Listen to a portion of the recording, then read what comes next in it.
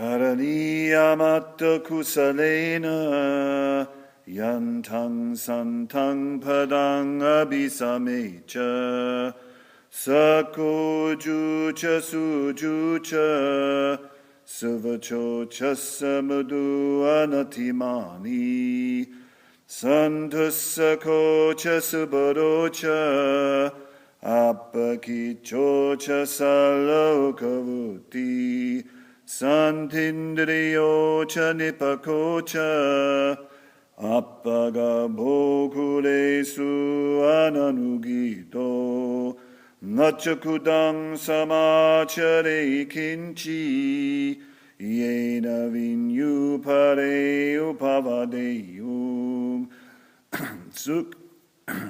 Sukhino va khemino hontu Sabe sata bhavantu sukhitata yeke chipana bhutati tasava tavarava anavasesa digava ye mahantava majjhima rasa kanukatula ditava yeva adita Ye charureva santi avidure bhuttava sambhave siva sabi sata bhavantu sukhitata naparo parang nikubeta nati manyeta kata chinankanchi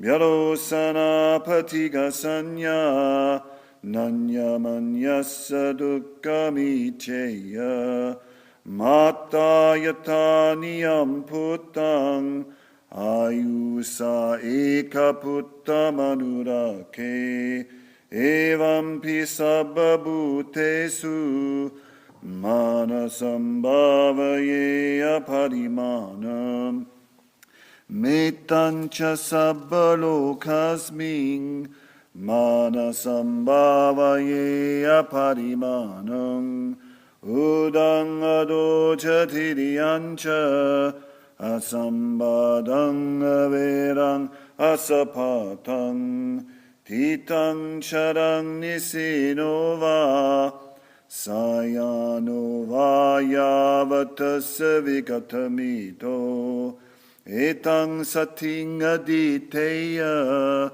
Brahmametang viharang idamahu ditincha anupagama siravadasanena sampanno kamesu vinayagedang nahi jatu gabbaseyang punaretiti.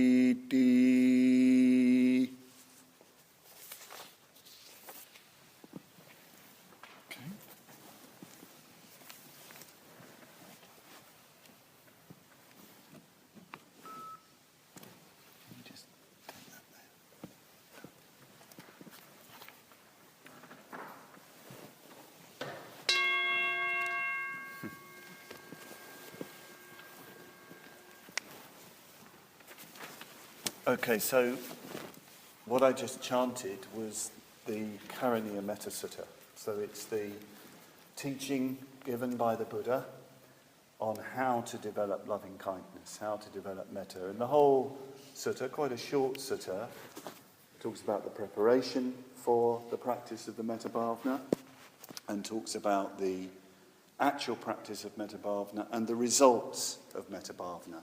The results being, in the end, the irreversibility on the way to enlightenment, leading to the point where there's absolutely nothing between you and flowing on towards enlightenment. So it's very, very clear from this text that according to the Buddha's teaching, practicing loving kindness takes you all the way to enlightenment. This is a very, very important, but in some ways slightly neglected teaching in the Buddhist tradition. But this urban retreat is all about that. You're going to be on the path of loving kindness for the whole of this week. And I will be too, although I'll be doing it in Norfolk, not in Sheffield.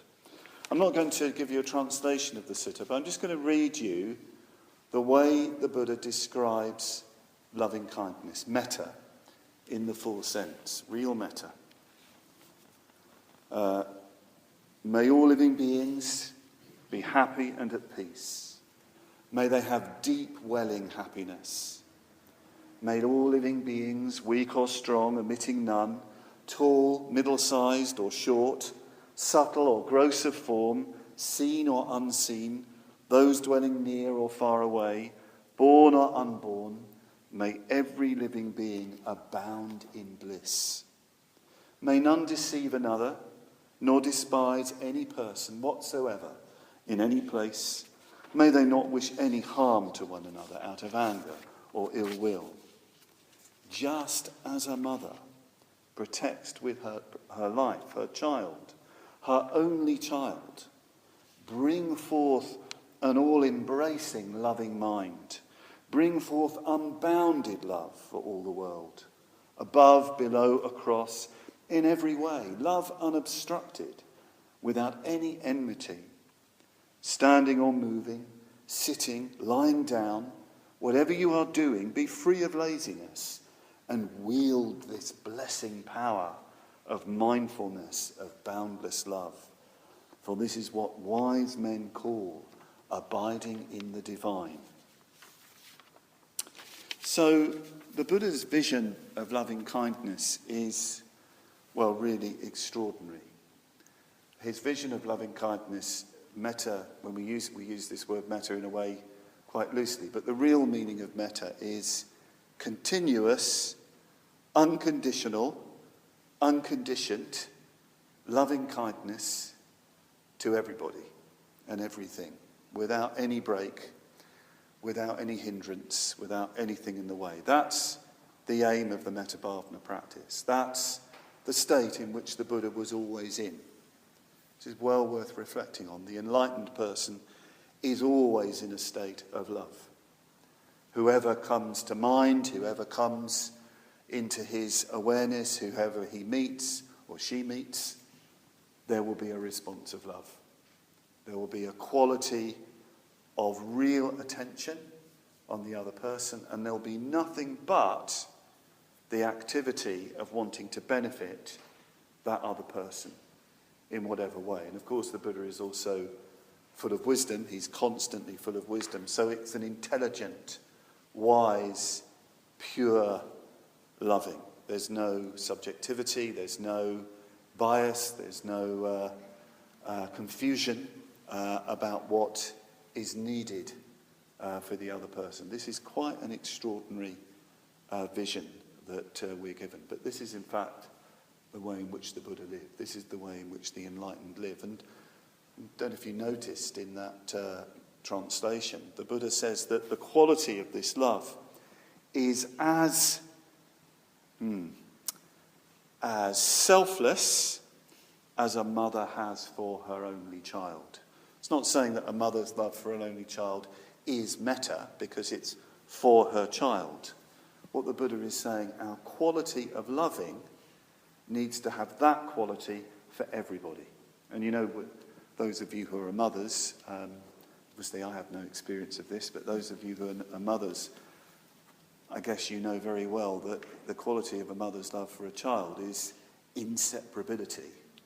They sort of, that child is you in some way. It's that direct, it's that visceral. Well, the Buddha is saying we need to have that kind of quality for everybody. That quality of attention, that quality of a sense of these are my people, this is my family. By the way, this doesn't mean that we go around mothering everybody, because I know probably everybody has funny relations with their mothers. The Buddha doesn't go around mothering everybody and saying, there, dear. I know mothers don't just do that. I'm getting into hot water now, I know. But I love my mum. I love my mum deeply. I've got no issues. But I think you get the point of the metaphor. It's the intensity. And of course, a mother's love is a nurturing love.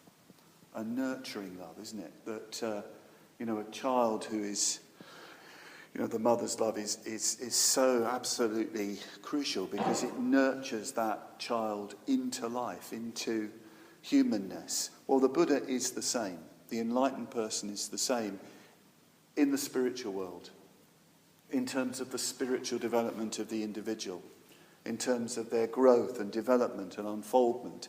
It's sometimes said that the love of the enlightened one, or particularly the bodhisattva, is a love that brings about the flourishing and the nurturing and the ripening in those that they encounter. It really draws the best out of them, their deep inner potential.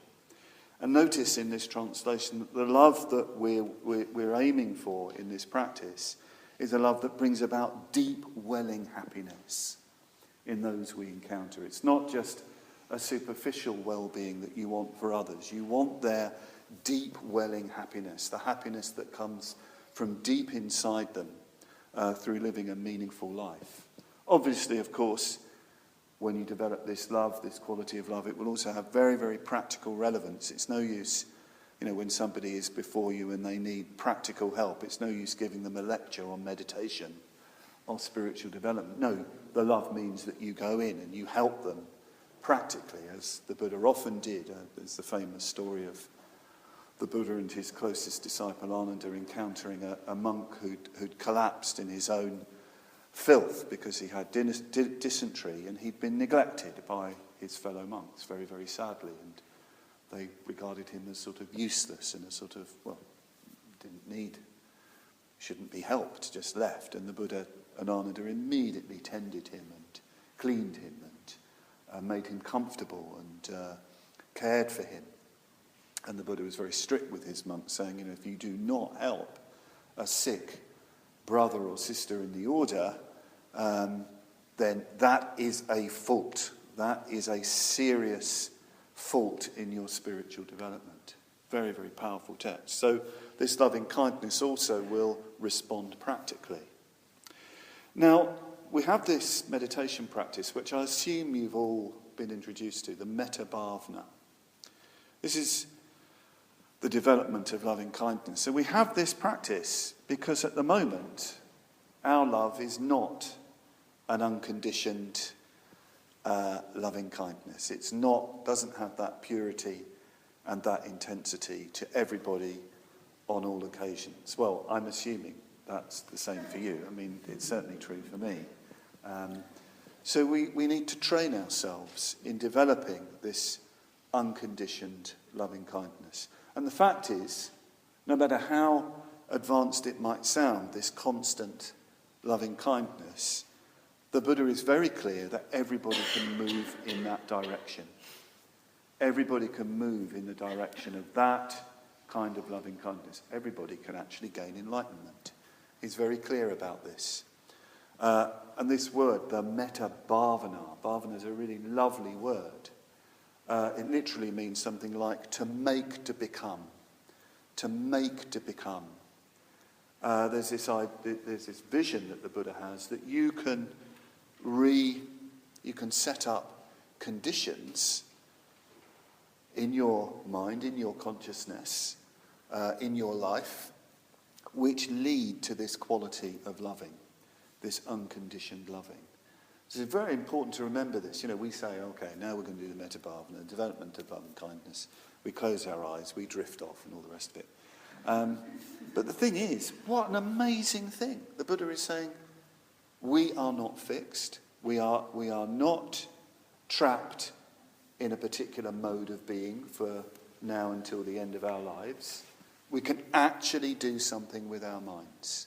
Our minds, our heart, our consciousness, whatever you want to call it, can be transformed, can be made to become and shaped and formed into this blazing sun of loving kindness. Amazing vision that the Buddha gives us. And perhaps that's something that you could reflect on over the coming week, that notice those kind of mind things that you do whereby you tell yourself that you cannot do that you are fixed, that you can't change. That's something that is really important to get hold of, those little mind habits that we have that will fix us and almost doom us to the same old, same old. So that we have this Padmavajra with its 5 stages. And these 5 stages are a training in making our mind into unconditioned loving kindness, turning us into a force of unconditioned loving kindness. At the moment, well, we do have love. It might not be this very pure, selfless, in the best sense, loving kindness. Our love for others might be tied up with a lot to do with our own needs and attachments and wants. But there are people who we say that we love. We do. We have that. And that's good. It's a very important starting point. Love isn't absent from our lives. And it's well worth, again, reflecting that, noticing who you love, what you love. I don't believe anybody has nobody that they don't love. I mean, there might even be a cat if you can't think of a human being. But everybody loves to some extent. And that's the growing point. That's the starting point. We need to take hold of that so that we can develop this unconditioned loving kindness. Because at the moment, our love is conditioned. It's dependent on certain people being a certain way to us. It's dependent on certain conditions. It's not free-flowing. You know, when we're with some people, we feel love. With other people, we don't feel love. Maybe we feel love when we close the door of our room and we're on our own. Then we can love when there's nobody around. Weird, but nonetheless. So it's dependent on circumstances. So what we're doing in the Padmavajra practice is training, moving towards a much less conditioned loving kindness, an unconditioned loving kindness. We're trying to get to the point where metta, friendliness, love, is sort of dependent on itself, as it were. It's just happening. Whatever is before us, whatever is in front of us, it's just happening. It's just happening in a sense, regardless of how we feel. This is an interesting one. Like we might find ourselves with someone and we can feel that we dislike them. And we have a sort of feeling of dislike, curiously. You know, we might be there. On our first meeting with them, we don't quite like the look of them, maybe their clothes, their face, their hair, you know, whatever it might be. Or they remind us of somebody. But we don't follow that dislike. If we have metta up and running, we're not interested in that dislike. What we're interested in is the awareness of the other person. What we're interested in is responding with love. Whatever, so even if we're having sort of likes and dislikes, there's something deeper in play. And by the way, it's not a good idea to tell people that you dislike them either. You know, there's a sort of honesty. I just want to tell you, I dislike you, but I do have metta for you. I think that might be confusing. No, you park the dislike and you engage in the metta. So we're looking in the meditation practice to move towards a less conditioned loving kindness, a much more free-flowing, unconditional loving kindness, less dependent on what's around us. So again, perhaps something to notice over the coming week. Notice where you do that. You know, where you might be going into a situation where normally the last thing you're going to feel is love. Well, that is a training place. That's a training place for you in this coming week. To go in and say, no, I am going to practice in this situation. I'm going to move towards loving kindness in this situation. So what I want to do is briefly go through the 5 stages. I know you would have done this many times before, but I think it's good to review the practice of the 5 stages.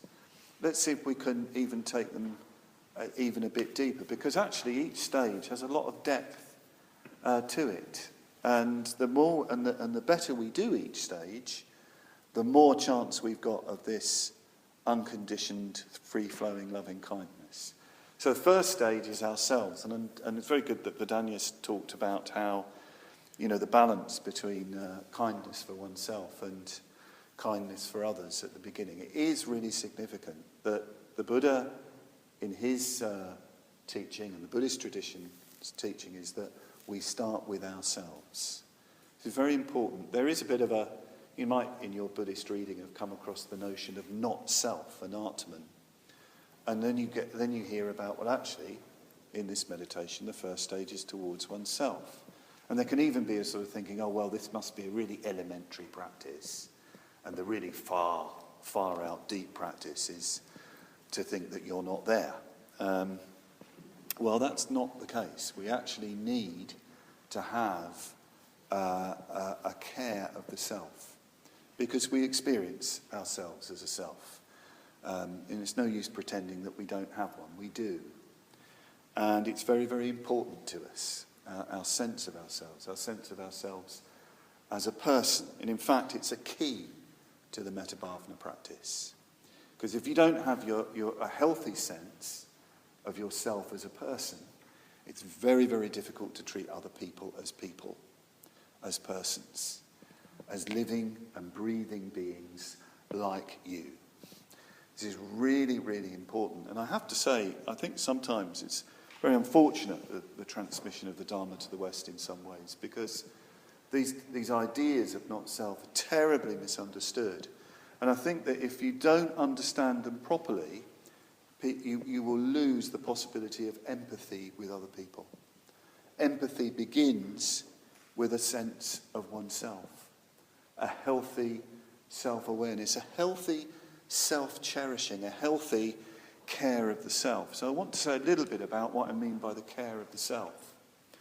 There is a whole chapter actually in the Dhammapada which is on the self, about the proper care of the self. I think the first verse is that it's saying if you really care about yourself, you'll spend most of the night meditating. So it's quite interesting. But I think what he's getting at, I think what the Buddha is getting at there is to really care about yourself, you have to have a deep meaning and purpose in your life. Care of the self isn't, we shouldn't be superficial, I think, with this language of care of the self. Oh, I need treats, I need to kind of give myself treats and things like that and sort of pamper myself and all that sort of thing. That might be okay, but it's not the deep meaning of care of the self. A lot of people have difficulties, as it were, feeling good about themselves, if you like, or feeling positively about themselves, caring for themselves, because their life isn't meaningful enough. They don't have a real sort of purpose in their life that comes from deep within themselves. Remember that phrase, deep welling happiness. If you have meaning and purpose, if you find that, there is a tremendous sense of satisfaction and that you get in life. So one thing, if this is an issue for you to do with the feeling you have about yourself, ask yourself, am I living from what is deepest in me? Or am I conforming to what other people are telling me to do about how to live? Do you see what I mean? You need to find that sense of deep meaning, I think, to have a sense of self-satisfaction. I mean, the Buddha is very clear that the proper sense of meaning comes from, having a path which ends in enlightenment itself, that all your activity is concerned with the development of wisdom and the development of compassion.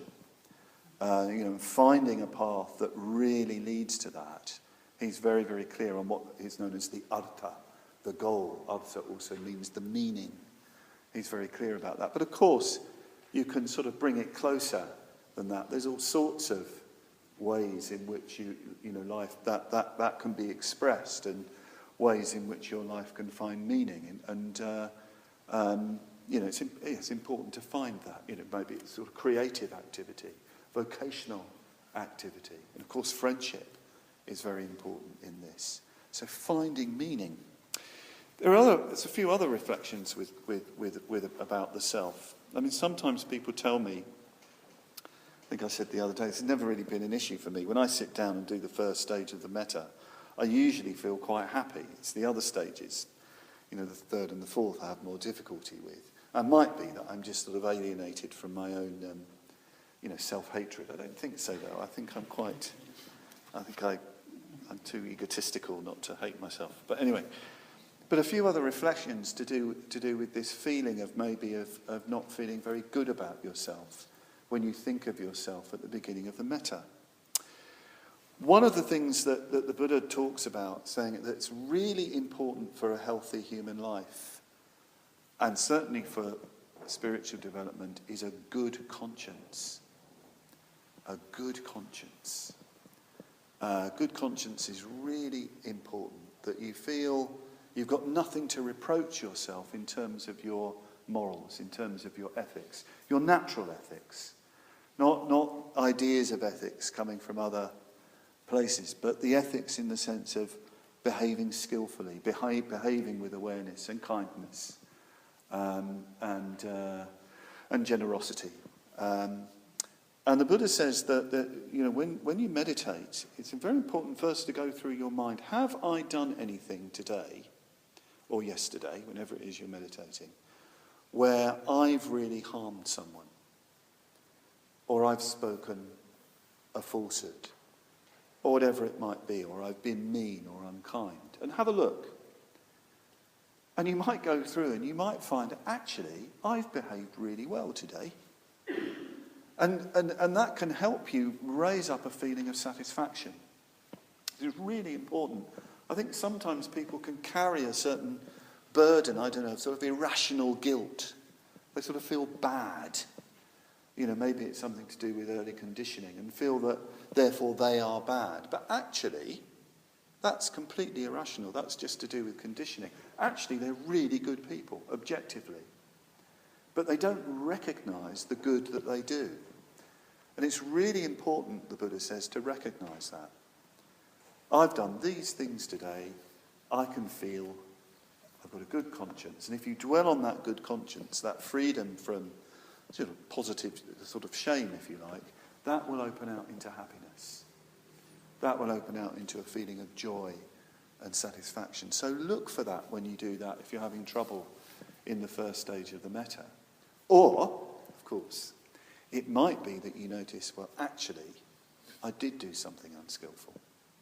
I did hurt somebody. I did do some things today that weren't really in touch with what is meaningful. That's okay. Don't beat yourself up about it. Notice it. Say, okay, I need to do something about this. Acknowledge it. If you're, a Buddhist and you have a shrine and you're devoted to the Buddha, you might even sort of, as it were, confess it to the Buddha. Just sort of say, well, I acknowledge the fault that I've done. Put it aside. Get back to your metta bhavana. You might even say to yourself, I'm going to do something about this as well. I'm going to apologise to that person. I'm going to put it right. So these are the ways that these will help you have a much more positive feeling about yourself. If it's just irrational kind of dread and guilt, well, that's just got to go. That has no relevance. You've just got to sort of almost blaspheme in your mind against that sort of conditioning. If you're just used to feeling that you're a bad person and actually you're doing good things, well, you've just got to sort of chuck that into the whatever, flush it down the toilet, because it's got no relevance. The other thing about the first stage of the metta is really looking at what you've got. I think one of the things about our contemporary culture is that it emphasises lack. We need this, we need that for our happiness. The latest, what are they called? iPhones, iPads. The latest this, the latest that, the must-have. If you don't have it, you're really missing out. So there's a lot of emphasis on lack. And actually what we've got to come back to is what we have, which is extraordinary. I mean, the Buddha and Buddhist tradition are very, very strong on the preciousness of this human life. This human life. Just being a human being is already a plus. Being alive as a human being is already a really good thing. They even say that, because Buddhist tradition believes in rebirth, you must have done a lot of really good things to have this precious human life form. You've already done good stuff to have this precious human life form. Amazing. Not just in the physical sense, but this incredible mind that we have, which means that we're not just aware, that we can actually reflect on our experience, which means that we can do something with our lives. We don't just have to kind of automatically react to what's happening. We're not just locked in sense experience like animals. We can actually be ethical. We can actually live meaningfully. This is amazing stuff. Incredible stuff. So spend time recollecting the precious human form.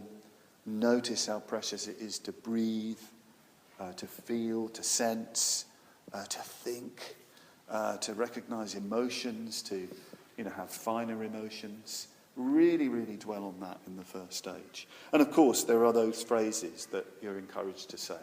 But those phrases should come out of a real awareness of, as it were, a real care of yourself. A real care of you as a changing self. So those phrases of, may I be happy, may I enjoy deep welling happiness, may I be satisfied, may I live meaningfully, may I develop metta, may I become a Buddha. All these sorts of phrases, these deep aspirations, are said in this full awareness of this positive sense of yourself. Okay, so that's something on some tips for the first stage. So the second stage, which for many people can be the easiest, is the good friend.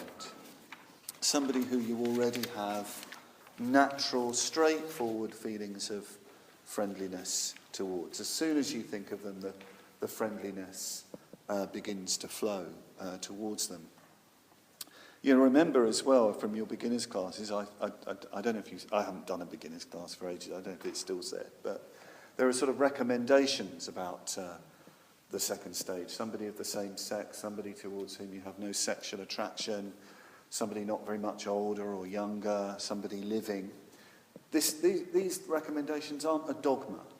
It's not a dogmatic point. They come out of experience. What the Buddha is concerned to identify is very, very straightforward, friendly feelings. Very, very straightforward as possible as your starting point. So you don't get distracted by other things. If you're very sexually attracted to somebody, it might be really, really difficult. Even though you sort of love them as well, it might be really, really difficult to just concentrate on metta. It's just practical, for example.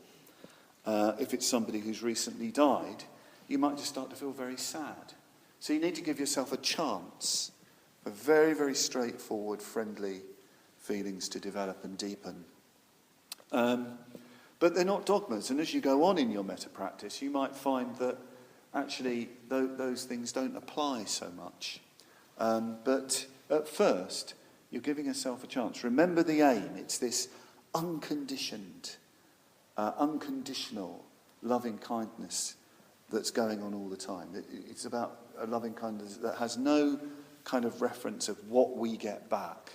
Very open-ended, open-handed. That's what we're looking to do. But the friend, yes, somebody who it should be easy to. And the great thing about a friend, these kind of ordinary friends I kind of talked about, especially if you're a bit close to them, there's that lovely feeling, isn't there, that when you're sitting with them, you're not self-consciously loving them, are you? You're just sitting next to them. You could be doing anything, and it's just very comfortable. It's just very easy. There's just something flowing. So try and contact that in the metta, as if your friend is sitting by you.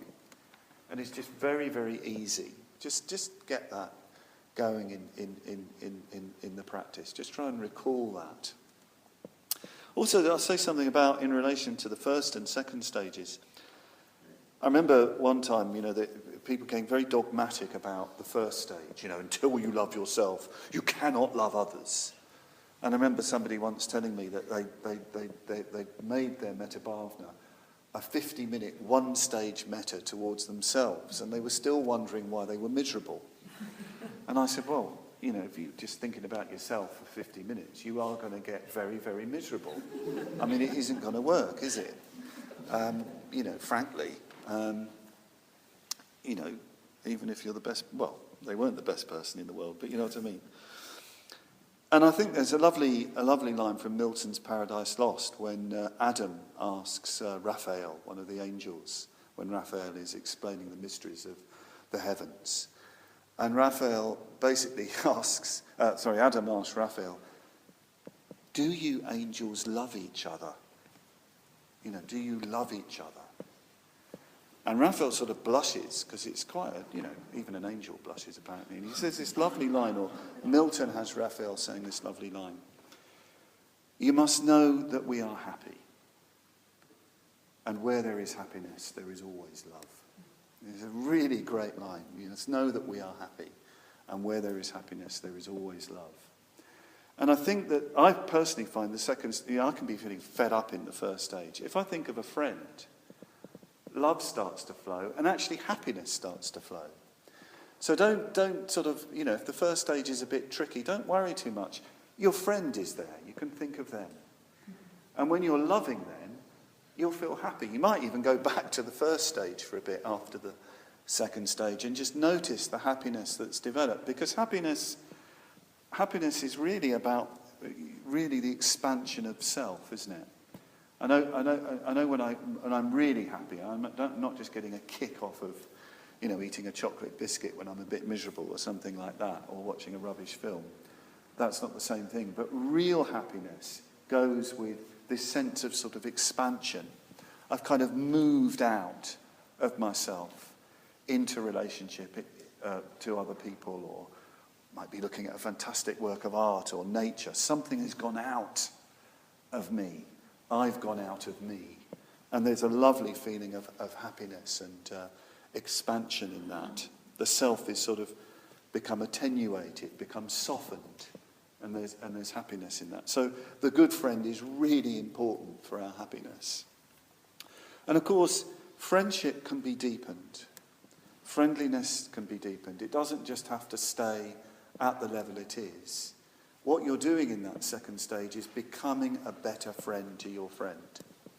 That's what you're doing on the mind level.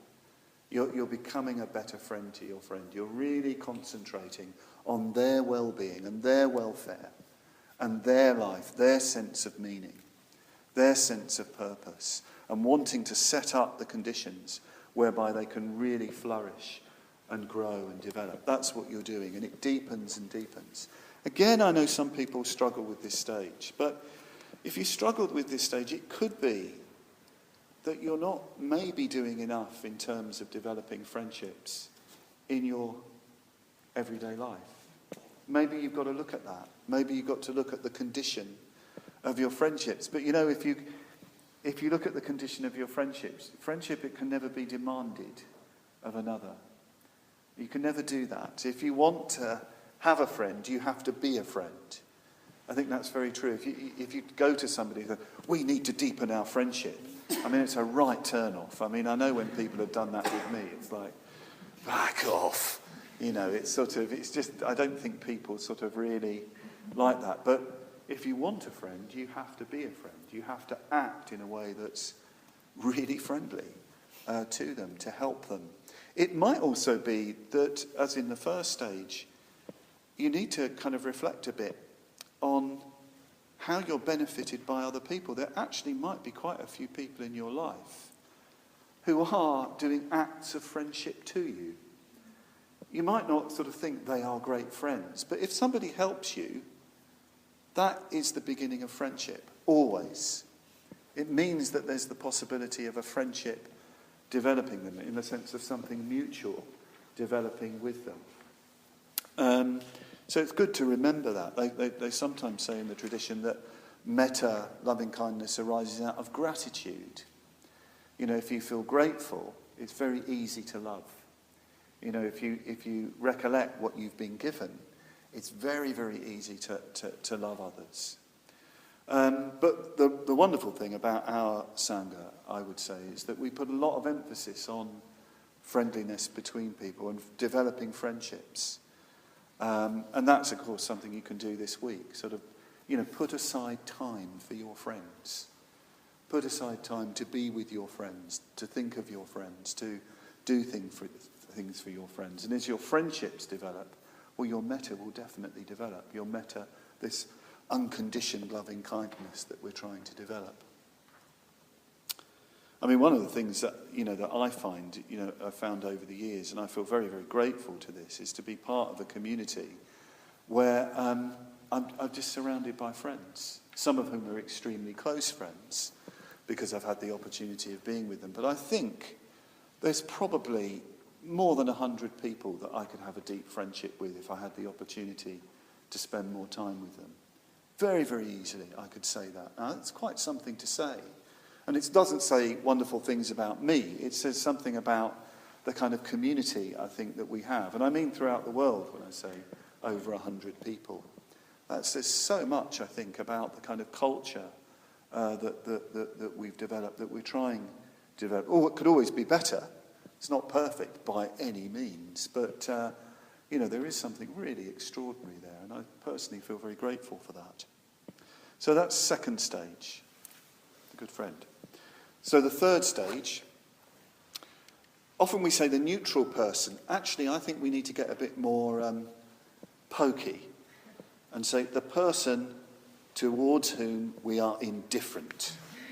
It's not their problem that they're neutral. The problem is our indifference. Let's own it. Let's own our indifference. So this is the person that we see regularly, and there's no particular feeling.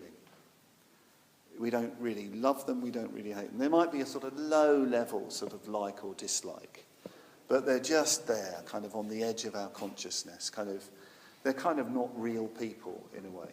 They're sort of they could be on a film. So people on the bus, postman, somebody at work, somebody at the Buddhist centre you see regularly.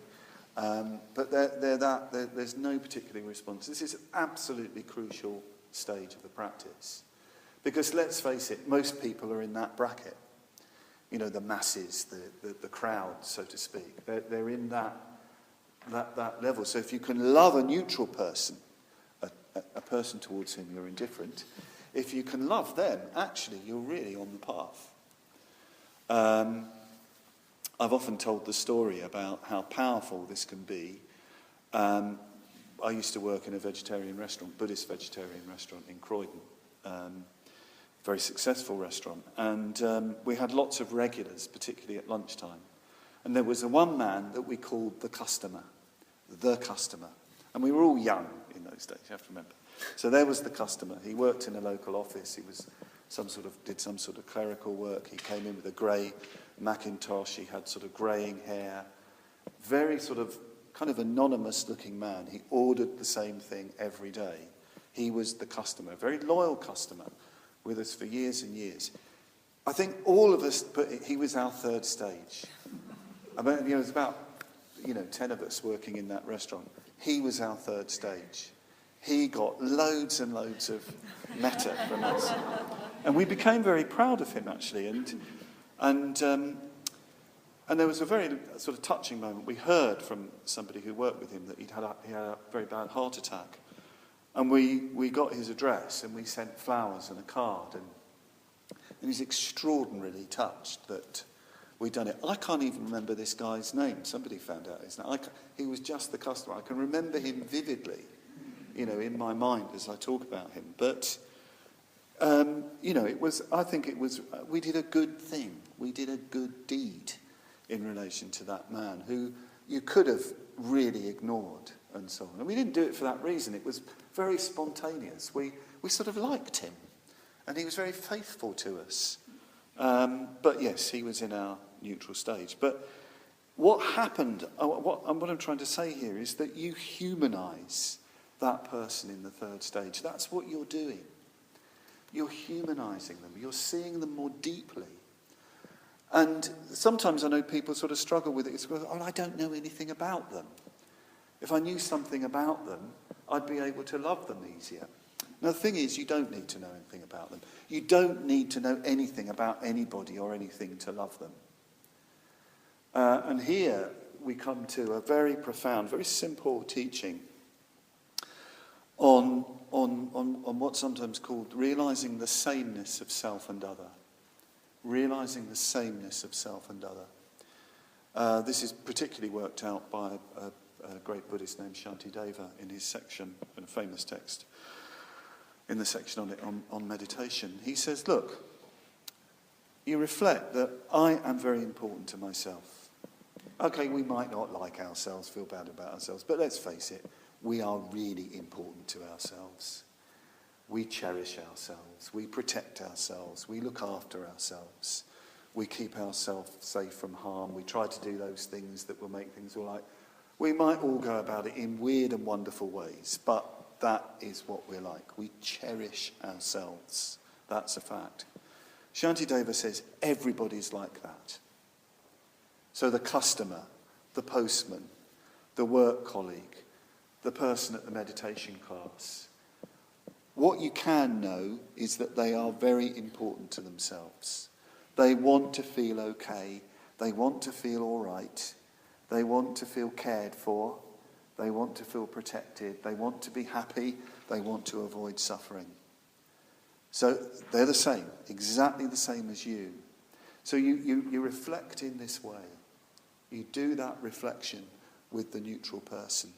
You start recognizing that fundamentally there is this sort of solidarity between us.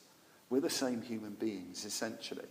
And out of that you develop the loving kindness. You might even have to, yes, do an act of imagination as well, in the positive sense of you're vivid to yourself. We are vivid to ourselves. Well, try and make them more vivid, as vivid to you as you are vivid to yourself. Really try and sort of, feel them, as it were. Feel what it's like to be them. I mean, in some texts they even say you try to actually imagine yourself inside that person, so to speak, in their skin. Feel them on your pulses. And in this way you can develop real love for them. It's very interesting, when we studied a text about this, it was a text by Sangharakshita, it was on the basic ethics that we follow. He quoted a lot from the poets. He quoted from Shelley and Blake and Shakespeare and Milton and Wordsworth and Walt Whitman, all these different people. And he was saying it's amazing how much the poets have to say about ethics, especially in the sense of the imaginative identification with others. Well, perhaps it's not so amazing. That metta isn't about being sort of morally good in that sort of very hard way. It's about imagining yourself as another, so that you can love them deeply, love them well, whoever they are, however they appear to you. I don't know if you do this yourselves. I was at a concert last night, and I was just watching the people around me, and there was one particular old man that I just couldn't sort of take my eyes off, and I sometimes get to ask myself, what's his story? What's his story? What's his life? What's that life there? What's gone on there? Even just asking the question, what is that person's story? I know I've got a story, a life. What's their story? How have they lived? How do they live? So maybe practice that, the guerrilla metta bhavana. Maybe it begins by sitting on the bus and looking at those faces. Maybe don't look too well. I think in Sheffield you can look at people, can you? Have to be careful. Have to be careful down south. But what's their story? These lives. Where are they going? What are they doing? And let yourself, your love, go out to them and wish them well. Fourth stage. Often we use the euphemism, the difficult person. No. The person I have ill will towards. The person I have aversion towards. That's the issue. Again, we need to be very careful with this. I notice this has sort of slipped in recent years. Neutral person, difficult person. No, the difficult person is me. That's the difficult person. Because I have ill will to this person. And it's very important to say this because the Buddha is so hardcore on this point. He will never allow any justification for aversion and hatred towards another, no matter what the provocation. And the Buddha himself was often, badly provoked, as were his own disciples. There is never any justification for violence or ill will or hatred in Buddhism. You can't do it. under any grounds, under any circumstances. That's why it's so appalling when you see so-called Buddhists in the East advocating violence towards other communities, as has been happening in Burma and Thailand and other places lately. This is appalling. This is a complete betrayal of the Buddha's teaching. It has no place. There's no jihad in Buddhism or anything like that. It's impossible. The Buddha is absolutely clear. Hatred never ceases through hatred here in this world. It only ceases through love. This is an eternal law, an eternal truth. There's a story of some disciples of the Buddha, monk disciples of the Buddha, and I like these stories because they're really honest. When you read through the Buddhist text, you don't get always an absolutely glowing picture of the disciples and they're all perfect. You often get a lot of the grit of what it really means to live in a spiritual community. And as often happens when people get together, people fall out with each other, including Buddhists. And in this story, these monks were really kind of tanking into each other verbally, really had fallen out very badly. And the Buddha got them together and he gave them the parable of the saw. The parable of the saw. He said, well, suppose there you are, you're wandering off in the jungle, and of course India was very forested and the jungle was very dangerous. The roads through the jungle from city to city to village to village, very dangerous, full of bandits, dacoits as they're called. And supposing you're wandering on, there you are, a lovely Buddhist monk, wishing love to everybody, and looking really good in your yellow robes and everything, and you're caught by bandits. And these are really heavy, these dacoits. In fact, they're not just bandits, they really like getting hold of Buddhist monks, because Buddhist monks, because they're so pure, allegedly, they're so pure, they're a really good offering to their bloodthirsty mother goddess. So that's great. There you are, you're just doing the Padmavajra, and then these thugs get hold of you, and they're going to offer you as a human sacrifice to their bloodthirsty mother goddess, who absolutely loves the blood of Buddhist monks. And they're going to saw you limb from limb, make the offering really spectacular. So the Buddha says, if for a moment you feel ill will towards these people, you are not my disciple. You are not my disciple. I mean, there you are. You haven't done anything wrong and you're caught. And then your teacher is actually saying to you, for a moment you have ill will. You are not my disciple. So, and he's making the point, so what to speak of you falling out with one another in the community? I think the Buddha's making a bit of a sort of joke, really, about the whole thing. But he's saying, if you can't even get on with each other, and I'm saying this about that situation, wake up, get serious. Because hatred is unskillful. Aversion is unskillful. It blocks your development. It blocks your progress. And it certainly blocks other people's progress. It does no good in bringing about harmony in the world, in the progression of the world. And you sort of see it with people who sort of, maybe you've even seen it in yourself if you feel wronged by somebody. Perhaps especially if it's somebody you've trusted and you feel wronged. It's very easy to feed that ill will, feel justified in that ill will, but it eats you up. It eats you up and it blocks any real growth and development. It's perilous, it's dangerous stuff. It really is dangerous stuff. So one thing I think you could do over the coming week is almost take not exactly a vow, but take a strong resolution to really do something about deep-seated ill will that you might have with people. Really work on it. Really get hold of it. Really turn it into loving kindness. Really look at yourself. It's something that we do. It's something that we do, the hatred. It's not that people cause it. We do it. We feed it. Of course, I understand that there are people who are, quotes, difficult in our lives. Work colleagues, maybe even in the family. I remember friends of mine when they used to teach the Padmavajra, and people would say, I don't have an enemy for the fourth stage. And they said, how about looking in the family? Gunk. Somebody in the family. Oh my goodness. My brother, my sister, my mum, my dad. You really have to, you have to get hold of it. Now, and it might be that you have those feelings because you've been hurt, you've been pained. And this isn't easy. I do sympathise. I do know people who've had difficult lives and they've been on the end of, some bad treatment from other people. And it's very easy to be, I don't want to be sort of moralistic about that, but you have to, one has to kind of go deeper and deeper into it. Yes, there is the practice, the simple practice of bringing them to mind, developing loving kindness for them in the practice. But there also needs to be, I think particularly, there needs to be an understanding. There needs to be deeper understanding of what's going on. One way, of course, is to understand them.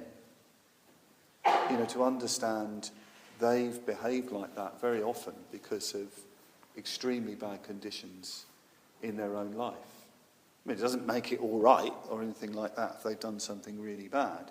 But what forces were they under? And if I was under those conditions myself, would I have been turned out like them? It's quite possible I would. I sometimes think that when I hear stories about people who've, killed and things like that in civil wars. I remember being very struck hearing about, accounts from the Balkan Wars, neighbours, doing stuff to each other and the sort of violence that was unleashed. And I thought to myself, well, it's all very well thinking, well, I would never do that. If there was terrible conditions that I was under, my nearest and dearest were being attacked or I was being attacked, I don't know what I'd do. I'm not confident that I wouldn't get very violent, extremely violent, and vengeful. So I think we need to understand others if we've got real problems of ill will towards them. That might not always work. We need to understand life as well. This is what happens in this world. Okay, it's happening to us, but this kind of is what happens. Not in a cynical way. It needs to be deeper than that. I think this is what really forgiveness is about. I remember one literary critic, he's not liked much these days because D.H. Lawrence didn't like him in the end, John Middleton Murray. He has some lovely things to say about forgiveness. And he says real forgiveness isn't just simply a forgiveness of the person and the act. It's a sort of forgiveness of life. Life is like this. Life is dukkha. Life is unsatisfactory. Life is suffering. People do this to one another. People have done this to other people. It's not, as it were, personal to me. It's a bit difficult to try and communicate the nature of that insight, but I think there is real truth in this. You get a bigger perspective, if you like, on what is happening, a kind of deeper understanding, and then you can even start to love this person. Love this person who has harmed you. Of course, as well, I want to say about the fourth stage, if it's particularly difficult, if you're getting overwhelmed by negative feeling, go back to an easier stage. This is a really important part of the practice. The reason why we have these stages is so that you build up a momentum of love in the practice, a momentum of loving kindness. I mean, I often find this, it's going really well. I get to the fourth stage and it kind of goes well for a bit, and then the colour starts to get a bit darker. And I can feel myself shrinking back. I sort of experience it physically. It's sort of been going like this and then,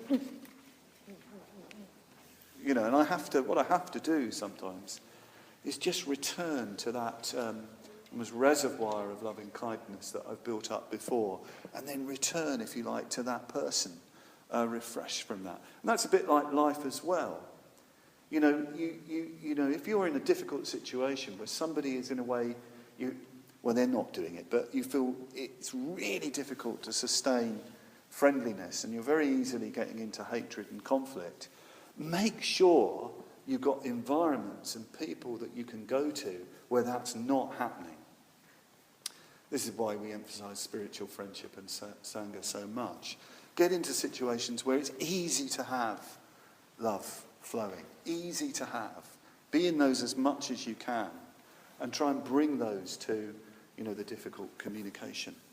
But it is magic. A metta bhavana is a magic practice. Bhavana can also mean imagination. Bhavana is also a word, it can mean transformation. So it's a magic practice. And it does happen. You can actually transform hatred into love. I've done it, with people. People I've had a lot of difficulties with. I have actually overcome those hateful feelings. That is possible. It's possible to do that. And even those people become friends. Okay, better move on quickly. We come now to the fifth stage, and this is where we're getting to metta proper, unconditional loving kindness. So the first part of this stage is really, really important. This stage where we equalise the love for self, friend, neutral person, enemy. So we imagine them sort of sitting, as it were, with us, if we can do that, or we're somehow bringing them to mind. And we just keep going back from one to the other through the practice.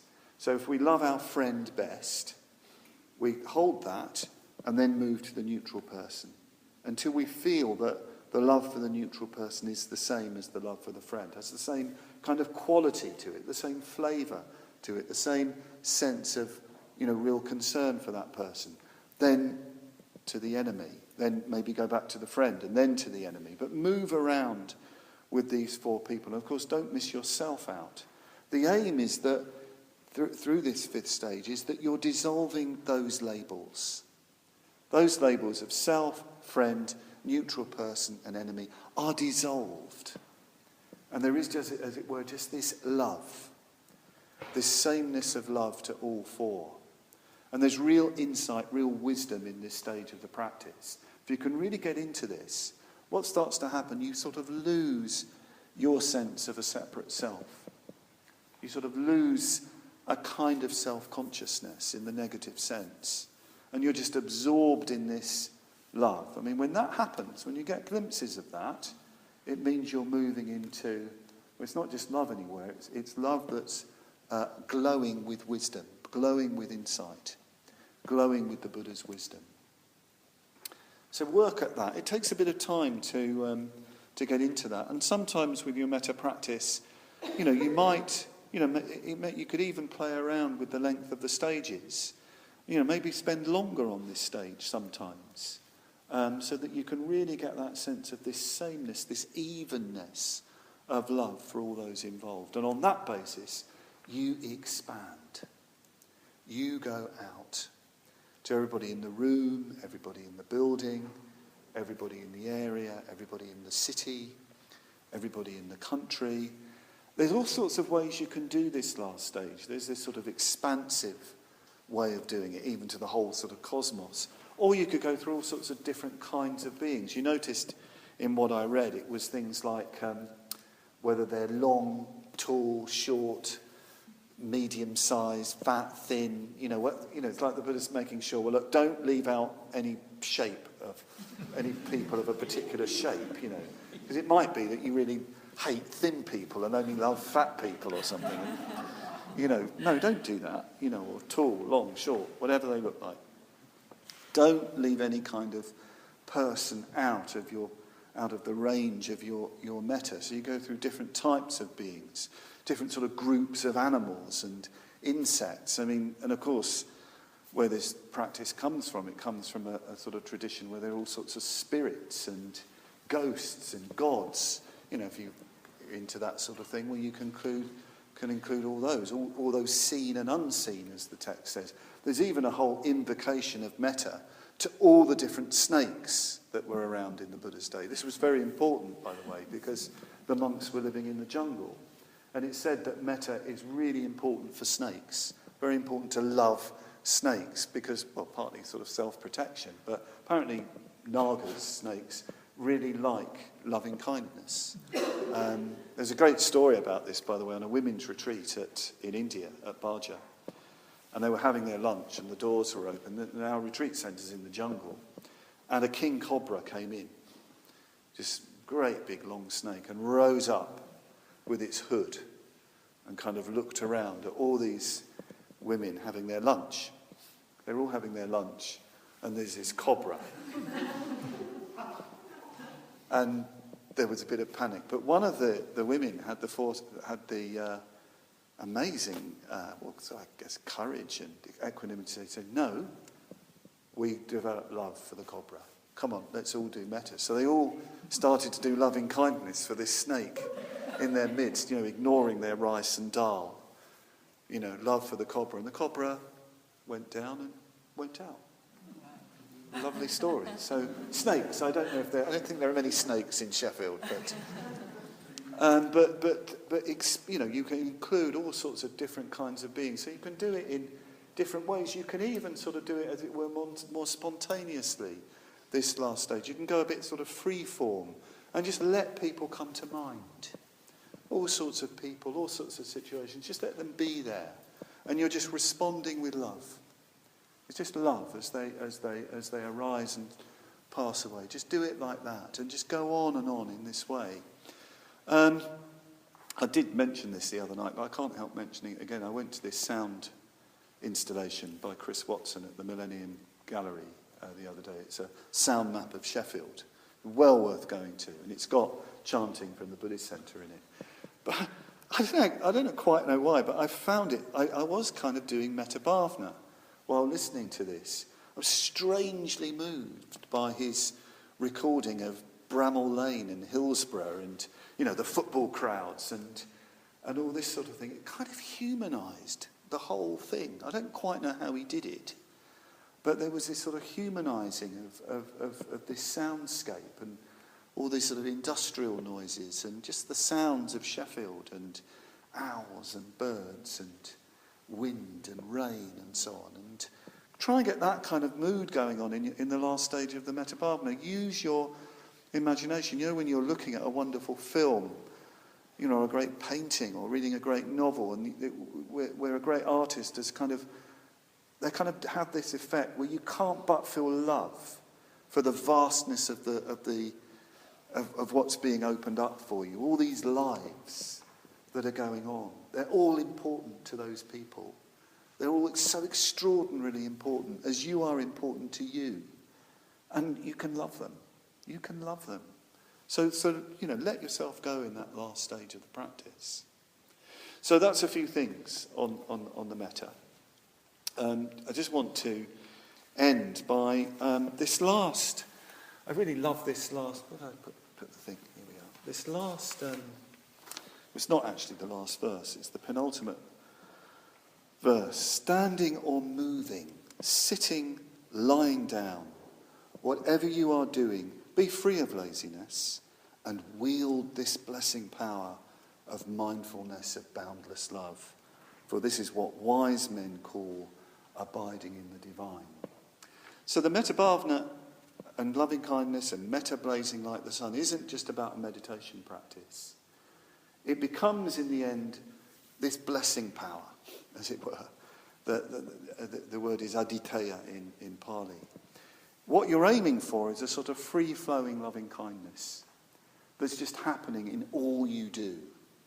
It's natural, it's spontaneous. You're not even particularly thinking about it. You're just acting with love. This is what the enlightened person does. They're always walking in loving kindness, always responding in loving kindness. I remember Sangharakshita talking about, on one occasion, about the last stage of the path, the end of the path, what it really is. And he used the expression spontaneity. It's spontaneity of love, spontaneity of response. And of course, when you have love, it can turn into all sorts of different colours. It's not just love, it can turn into rejoicing, it can turn into compassion, it can turn into calm and peace, it can turn into devotion and reverence. It's not just one thing, it's an extraordinarily creative state. It can take all sorts of forms, but it's spontaneous. That's what we're aiming for, this natural, spontaneous love. And maybe at the end of each day, ask yourself, look back, has there been some spontaneity in my loving response? Because at the time, you probably wouldn't notice it because you're being unsubconsciously loving. But if you can look back and say, hello, gosh, I was really naturally responsive to that person on that occasion. I did this thing even without thinking. That's a wonderful sign. Well, I don't do it to kind of make you think that you're an enlightened being or anything like that, but just notice progress, development. It's a wonderful sign. And of course, it's human. It's the human way to be. But this spontaneity, I remember when Sangharakshita was talking about the end of the path, spontaneous, and he was going to start talking about it, and I think, wow, what's he going to say? What's going to be the definition of this activity? He said, you do what needs to be done. You do what needs to be done. And it was like, what? You do what needs to be done? And then I realised this is actually a very profound statement. There's nothing between you and what needs to be done. You know, so much of the time, there's so much between us and what needs to be done. There's our craving and attachment, our conceit, our pride, our ill will, our laziness, our sense of inconvenience, not knowing what to do, ignorance. In an enlightened state, there's none of that. There's just this clear seeing and this immediate response. This is where metta leads. This is where the metta bhavana leads, to doing what needs to be done. And I really like what Daniel was saying about even this weekend. We can practice doing what needs to be done, you know, in relation to one another. And I think, actually, that is the place to stop, doing what needs to be done. Thank you.